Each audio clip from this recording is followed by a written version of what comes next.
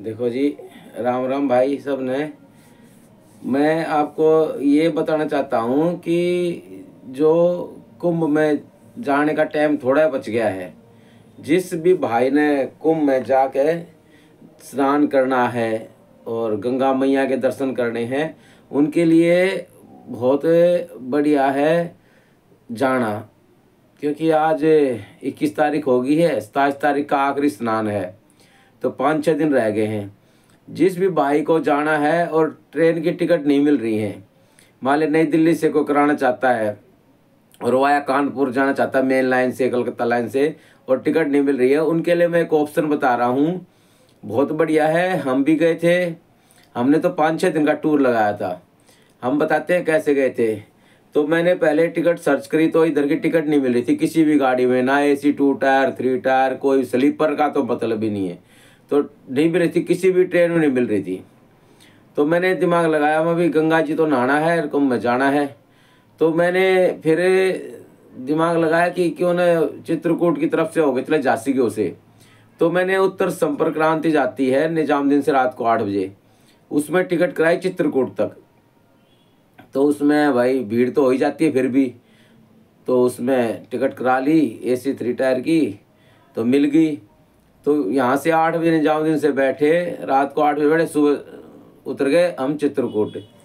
चित्रकूट उतरे तो मैंने मोबाइल पे सर्च किया गाड़ी, तो 15 मिनट बाद पीछे दिखा रहा था जो नेट की गाड़ी इलाहाबाद की प्रयागराज की आ रही है। तो मैंने वहाँ से सामान मत छोड़ो, सामान को लोग में क्या जमा करेंगे और सीधे उस गाड़ी में चढ़ जाएंगे। वो गाड़ी आ गई, गाड़ियों की लाइन थोड़ी बिजी थी उस टाइम में, थोड़ी सिंगल लाइन भी है रास्ते में थोड़ी थोड़ी।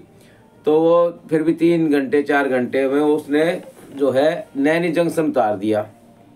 नैनी जंक्शन और प्रयाग जंक्शन में 2 किलोमीटर का फर्क है।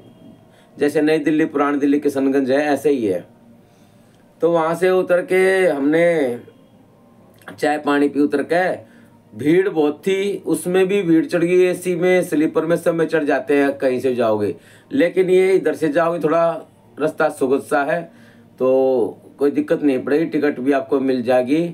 तो इधर से जाओ। और एक जाती है महाकौशल एक्सप्रेस, वो भी चित्रकूट होके जाती है, उसमें भी जा सकते हैं। वहाँ से हर 15 20 25 मिनट पे गाड़ियाँ हैं।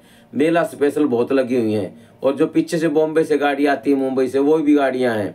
तो चित्रकूट से गाड़ियों कमी नहीं है प्रयागराज जाने के लिए। और है तो 2.5 घंटे का रास्ता, 125 किलोमीटर है, लेकिन फिर भी 3 घंटे लग जाए, 4 घंटे में पहुँच तो जाते हैं। हम 12 बजे उतर गए वहाँ पे, सुबह 7 बजे चित्रकूट उतरे, फिर उतरे नैनी जाके 12 बज गई। तो 12 बजे उतर के हमने सोचा भाई क्या करें, कमरा वमरा लें। हमने सोचा क्या कमरा लेना है, पहले जाके जिस काम से आए पहले वो काम करेंगे। सो तो घर पे भी रहे थे, सोना तो रेल में भी हो रहा था और घर में भी हो रहा था। तो हमने सीधा जो है वहाँ से बाहर निकल के चाय चू पी के और भाई अपनी यात्रा शुरू कर दी गंगा जी के संगम के लिए। वहाँ से संगम पड़ता है 6-7 किलोमीटर, जो उन्होंने बताया वहाँ के बंदों ने। पड़ तो गया लंबाई, बोलते कुछ है निकलता कुछ है। तो वहाँ से पैदल चले गए, तो पुलिस वाले भी थोड़ा रास्ता भटका देते हैं, लंबे रास्ते भेज रहे थे। फिर आगे मैंने दुकान पे से पूछा, वहाँ भाई कहाँ से जाए छुट्टा पड़ेगा। बोला जी पुलिस वाला आपको गलत फंसा रहा है, वो लंबा 4-5 किलोमीटर और लंबा पड़ेगा आपको। वो एक पुल था, बोला पुल के ऊपर फ्लाईओवर के ऊपर चले जाओ और वहाँ से आप जो है निकल जाओ। तो फ्लाईओवर पार किया, सामान भी था, तो रिक्शा वाला मिल गया वहाँ पे। वो बोले भाई 1 किलोमीटर के जो है 100 रुपये पर हेड लेंगे। तो मैं सोचा कोई बात नहीं, भीड़ है, जा रहे हैं, 100 रुपये पर हेड लेगा। हम 5 आदमी थे, 500 रुपये दिए, उसने 1 किलोमीटर उतारा। फिर वो बोला जी 2 किलोमीटर और रह गया। अरे वहाँ से चलते चलते हम 5-6 किलोमीटर 4 किलोमीटर और पहुँचे, जब जाके संगम का घाट आ गया। तो वहाँ पे संगम पे भीड़ थी, नहाने की जगह सेट करो, ढूंढो, जगह बनाओ, अपने कपड़े उपड़े निकालने नहाने धोने के लिए। तो वहाँ पे हमने वहाँ भी 1-1.5 घंटा लग गया, 2 घंटे लग गए, क्योंकि जगह बनाने में 2 घंटे लगे। दूसरे नहा के निकलेंगे जब तो हम आगे जाएंगे। तो वहाँ पे फिर हमें संगम पे नहा धो के निकल के वहाँ से, तो इतना अंधेरा हो गया। तो वहाँ पे कमरे बड़े महंगे, सबने घरों में कमरे कर रखे हैं। उसको बोलते हैं अरेन घाट। अरेन घाट जाओगे, सब जगह लिखे संगम घाट के रास्ते, सब भीड़ जाती है, रेवड़ सा चलता जाता है, जैसे कीड़े मकोड़ा रेवड़ होता ना, ऐसे आदमी रेवड़ चल रहा है। तो रास्ता पूछने की जरूरत नहीं पड़ेगी। लेकिन नैनी उतर के किसी दुकान वाले से पूछ लेना, वहाँ 2 रास्ते बताते हैं पुलिस वाले, मेन रास्ते पे तो भेजते नहीं है, लंबा रास्ते पे भेजते हैं अपनी ड्यूटी को पूरी करने के लिए। आरपीएफ वाले बढ़िया हैं, ट्रेन से पहले हर डिब्बे के आगे खड़े हो जाएंगे, पहले उतारेंगे फिर चढ़ाएंगे। भीड़ इतनी है, धक्का मुक्की हो जाए तो भाई बुजुर्ग आदमी लेडीज गिर जाएगी तो उठ नहीं पाएगी। ये तो बात सही है। तो भगदड़ नहीं बचानी है, शांति में जाना है, अपना आस्था है।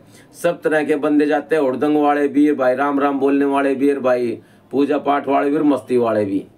ये तो सभी धर्मों में होता है, तो हिंदुओं में भी कमी नहीं है। ऐसे आदमी लफंगे टाइप लड़के बहुत हैं जो मस्तीबाजी करने जाते हैं और धक्का मुक्की करते, जान पूछे करते हैं। और भाई उनको ये शर्म नहीं आएगी कि यार बुजुर्ग जा रहा है और जा रही है, बच्चा गोद में है, सामान ले रखा है, कोई बूढ़ी औरत नहीं, उनको कोई शर्म नहीं है। पता नहीं अपने घर में कैसे रहते हैं, उनके माँ बाप ने क्या संस्कार दिए, क्या पूजा पाठ करने आए, क्या गंगा जी नहाने आए हैं, वो तो भगवान जाने, गंगा मैया जाने, वो जाने। तो लेकिन उनके चक्कर नहीं पड़ना, हमें साइड से चलना है। तो वहाँ पे फिर कमरा लेने के लिए हमने वहाँ पे सोचा भी कमरा क्या लेंगे। अब जब चलो नैनी स्टेशन चलते हैं, चित्रकूट तो हमने घूमना ही था क्योंकि हमारे 4 दिन बाद की टिकट थी वापस आने की चित्रकूट से ही। तो हमने प्लान पहले बनाए चलते भी चित्रकूट भी दर्शन करेंगे। चित्रकूट के बारे में बता दूं, चित्रकूट वो भूमि है जहाँ राम ने 11 वर्ष वनवास काटा था। उसके बाद भरत वहीं से लेके आए थे खड़ाऊं, और वहीं पे जो है सबरी के बेर खाए थे उन्होंने। और वहाँ पे एक पहाड़ है, पहाड़ के नीचे गुफा है, गुफा में रहे थे।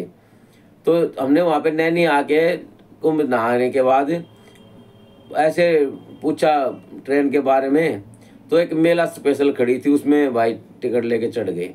चित्रकूट उतरे 12 बजे, आगे 12 बज गए। बाहर निकले तो होटल को 4000 मांगे, 5000 को 6000। तो भाई महंगाई बहुत ज़्यादा है, ये ध्यान रखना है। खाने पीने की महंगाई की भाई, वहाँ तो ये तो हर जगह होता है मेले में। तो जहाँ भी आप जाओगे 10 की चीज़ 15 में मिलेगी, 20 मिलेगी, 25 मिलेगी। गरज हो तो लो, नहीं तो मत लो।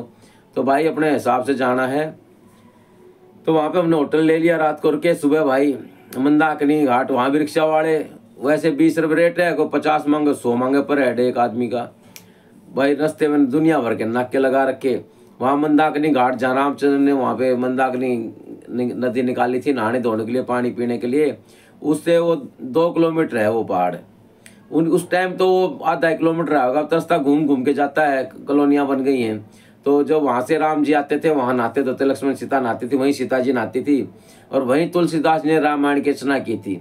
तुलसीदास जी ने वो लिखा था, चित्रकूट के घाट पे भाई संतन की भीड़, और तुलसीदास चंदन से तिलक देत रघुवीर। तो भाई वो देखना बहुत जरूरी है, जो भी जाए तो वो देख के आना। वहाँ पे वो जो पहाड़ है जहाँ पे गुफा, वहाँ बहुत बड़ा बढ़िया मंदिर बना हुआ है, कादमगिरी पर्वत बोलते हैं उसको। और उसकी 5-6 किलोमीटर की परिक्रमा है भाई। परिक्रमा रास्ता बहुत बढ़िया बना है, मैंने जिंदगी में पहली बार देखा हिंदुओं का ऐसा परिक्रमा। नीचे पत्थर जमा है, ऊपर साइड दे रखा है धूप धाप से, बारिश से। और रास्ते में जाएंगे तो पहाड़ के बैक साइड में लक्ष्मण पहाड़ी है बहुत ऊंची, उसमें माने ताकि लक्ष्मण जी पहरा देते थे और वहीं से राक्षसों को देखते थे दूर से। और रामचंद्र जी सीता जी उस गुफा में रहते थे। गुफा में बहुत बढ़िया मंदिर बन गया है, वो भी देखना भाई। हनुमान धारा भी वहाँ, वो भी देखना। अनसुईया का भी है, सती अनसुईया का, वो भी देखना। बहुत बढ़िया चित्रकूट में। हम तो पूरा देख नहीं पाए, रास्ते में बैरिकेड लगे हुए थे, रिक्शा वाला कोई जाता मना करता, कोई 5 किलोमीटर 7 किलोमीटर है, लेकिन वो देखना।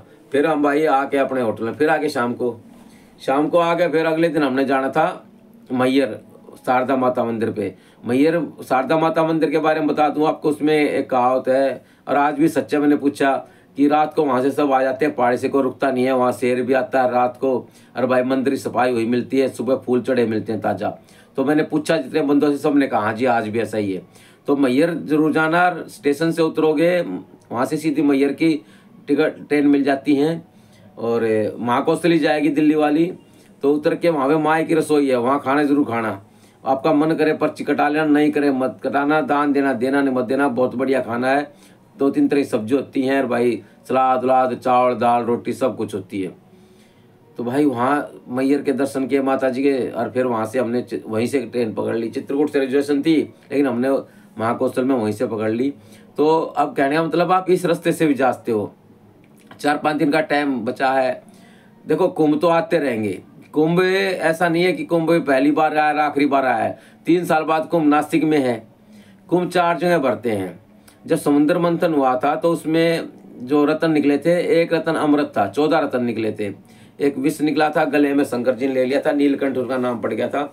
और वो जो अमृत निकला तो देवताओं में राक्षसों में छिना छपटी हुई थी, देव और दैत्यों में, तो 4 बूंदे छलक गई थी एक घड़े से। कुंभ का मतलब घड़ा था वो।